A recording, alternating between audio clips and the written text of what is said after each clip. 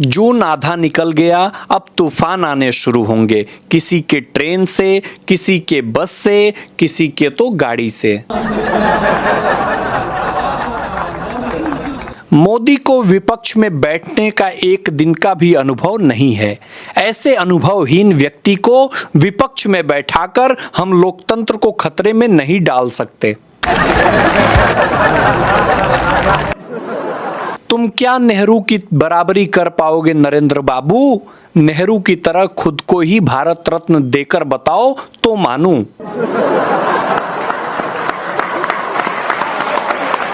BJP ने TMC की ऐसी हालत कर रखी है कि ममता बनर्जी खुद की ही पार्टी की विपक्षी नेता बन चुकी हैं।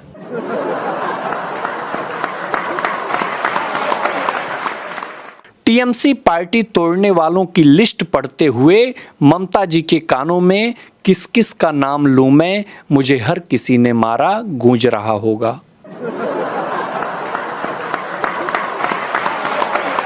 अस्पताल में एक बच्चा पैदा होते ही नर्स से बोला कि नर्स भूख लगी है, नाश्ते में क्या है? नर्स ने कहा लिट्टी चोखा।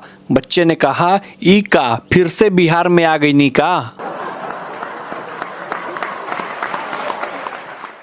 टूट गई उद्धव की सेना, एकनाथ शिंदे की शिवसेना को मिला 6 सांसदों का समर्थन। संजय राउत उद्धव की खीर पूरी बंटवा कर ही मानेगा भैया। बॉस ने एम्प्लॉय से कहा कि मैंने तुम्हें फोन किया, तुम्हारी पत्नी ने कहा कि तुम खाना बना रहे हो, तुमने वापस फोन क्यों नहीं किया?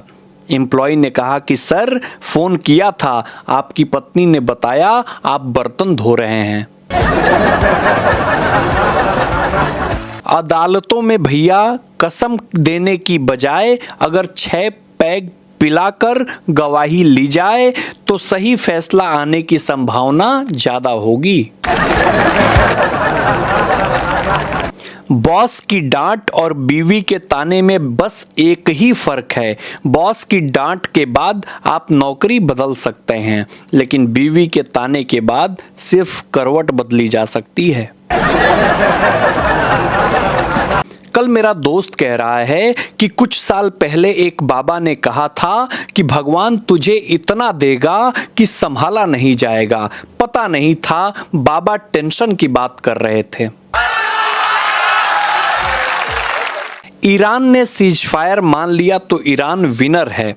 इंडिया ने सीज फायर खुद किया या चलो मान लिया तो पीएम सरेंडर कर रहे हैं। भैया ऐसे के बात कहने वाले लोग सिर्फ इंडिया में ही मिलेंगे। एक बात नहीं समझ में आती कि चोर अगर विदेश भाग जाए तो मोदी जी जिम्मेदार, और अगर सरकार उनको पकड़कर लाए तो उनका केस लड़ने को कांग्रेस के वकील तैयार।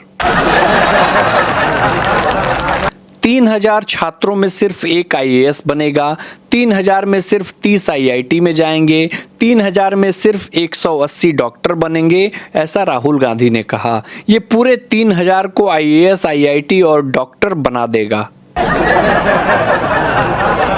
पति ने कहा कि मैं दूसरे मुल्क जा रहा हूं। पत्नी ने कहा भारत जाओ तो 2-4 साड़ियां भेज देना, दुबई जाओ तो ज्वेलरी भेज देना, फ्रांस जाओ तो परफ्यूम भेज देना। पति ने कहा नरक में जाऊंगा तो क्या भेजूंगा? पत्नी ने कहा बस अपनी वीडियो भेजना, हम भी देखें बीवी को सताने वाले किस हाल में हैं। आजकल के माँ बाप हैं कि बच्चों को पीटने के बाद चुप कराने के लिए चॉकलेट देते हैं। हमको तो पीटने के बाद चुप कराने के लिए दोबारा भैया पीटा जाता था। अगले 6 महीने में केंद्र सरकार गिर जाएगी, ऐसा बोल बोल कर बंदे ने 300 तो पार करा दिए। इसे बांध कर रखा करो कांग्रेसियों, ये 400 भी न करवा दे। पहले मेरे दोस्त को कुछ भी धोना नहीं आता था, फिर उसने एक शादीशुदा से सलाह ली, अब उसको कपड़े और बर्तन दोनों धोना आ गया है। टीचर ने बच्चे से बोला कि बेटा तुम्हारे घर में सबसे छोटा कौन है? बच्चा बोला पापा। टीचर ने बोला वो कैसे? बच्चा बोला कि वो आज भी मम्मी के साथ सोते हैं। क्या आपको पता है कि पत्नी को वाइफ ही क्यों बोलते हैं? इसका फुल फॉर्म मैं आपको बताता हूं। WIFE वाइफ का फुल फॉर्म होता है without information fight every time. अगर कोई आपका नंबर ब्लॉक कर देता है तो आप उसका नंबर लिखकर रोड पर चिपका दो और लिख दो पंचर बनाता है। चाहती हैं वो हमसे वैसी चाहत का वादा, जैसे 5 रुपए वाला बिम बार, घुले कम चले ज्यादा।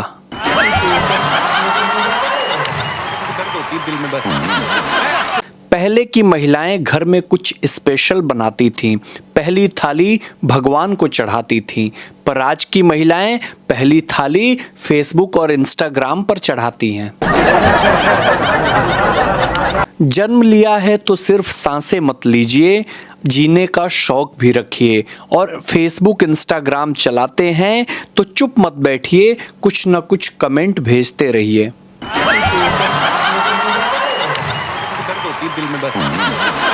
गरीब की एक पहचान ये भी है कि बाइक की टंकी हिलाकर बता देता है कि बाइक कहां तक जाएगी। इंजेक्शन लगाने के बाद विदेश में नर्स को बोलते हैं थैंक यू, और हमारे भारत में ये रुई कितने देर तक रखनी है भैया। घोर कलयुग चल रहा है। पहले कुंवारे लड़का लड़की भागते थे और अब शादीशुदा भाग रहे हैं। कल मेरा दोस्त कह रहा है कि भाई ये प्राइवेट बैंक वाले इतनी सुंदर सुंदर लड़कियां रखते हैं कि कल गया था खाता बंद करवाने, एक और खुलवा कर आ गया। A100 पेट्रोल आने के बाद एक फायदा ये भी रहेगा कि मान लीजिए पेट्रोल पंप वाले के पास 10-20 का छुट्टा पैसा नहीं है तो वो डायरेक्ट मुंह में भी गन्ने का रस सोम डाल सकता है। भैया कल रात बड़ी शिद्दत से टूटते तारे से किसी को मांगा था, बाद में पता चला कि वो हवाई जहाज की लाइट थी। शराबी पति घर आते ही पत्नी से बोला तू मोटी ढोल, पत्नी बोली तू शराबी बेवड़ा, पति हंसते हुए बोला मेरा क्या, मैं तो सुबह तक ठीक हो जाऊंगा। जब मुसीबत में कोई आपकी नहीं सुनता तब एकमात्र वकील ही ऐसा होता है जो कहता है पूरी बात बताइए। डाइटिंग के लिए डिनर में 1 रोटी कम खाई, फिर रात को उठकर 3 रोटी खानी पड़ी भैया, तब नींद आई। पत्नी ने दूसरे कमरे से पति को आवाज लगाई कि सुनो इसका वो कहाँ है। पति ने कहा वहीं रखा है साइड में। पत्नी हाँ मिल गया। इस तरह की एलियन भाषा समझने वाली अंडरस्टैंडिंग बनाने में 15 से 20 साल लग जाते हैं। गांव में जो प्राइमरी सरकारी स्कूल होते हैं वो पढ़ाई के लिए कम और बारात ठहरने के लिए ज्यादा काम आते हैं। तुम रूठी रहो मैं मनाती रहूं, मजा जीने का और भी आता है। इस गाने में कवि ये बताने का प्रयास कर रहा है कि दोनों पागल हैं, दोनों के पास कोई काम धाम नहीं है। पूछना ये था कि लोग अगर शादीशुदा जिंदगी से इतने परेशान हैं तो शादी की सालगिरह इतने धूमधाम से क्यों मनाते हैं।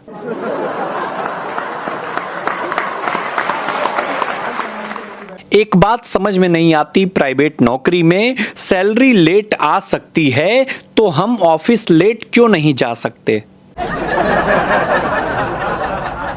पड़ोसी ने कहा कि यार तेरे घर से हर रोज हंसी की आवाज आती है, इस खुशहाल जिंदगी का राज क्या है? आदमी ने कहा मेरी बीवी मुझे जूतों से मारती है, अगर लग जाए तो वो हंसती है, ना लगे तो मैं हंसता हूँ, भगवान की कृपा है, हंसी खुशी जिंदगी गुजर रही है। कल मेरा दोस्त कह रहा है कि सारा दिन घर पर रहता हूं ताकि गलत रास्ते पर ना चला जाऊं।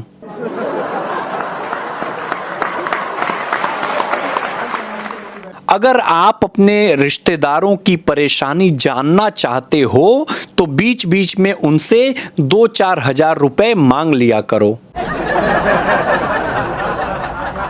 गरीब की कढ़ाई पनीर खाने के अलावा एक और पहचान है कि वो ट्रेन के एसी कोच में हाफ पैंट और स्लीपर पहनकर यात्रा करता है।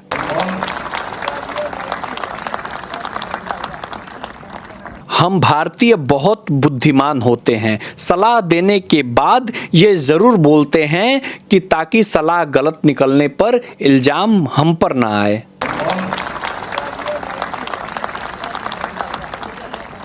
हे प्रभु, मुझे 10-15 करोड़ देकर भी परख लीजिए, मैं भी तो जानूं पैसे आने के बाद मेरा असली रंग क्या है।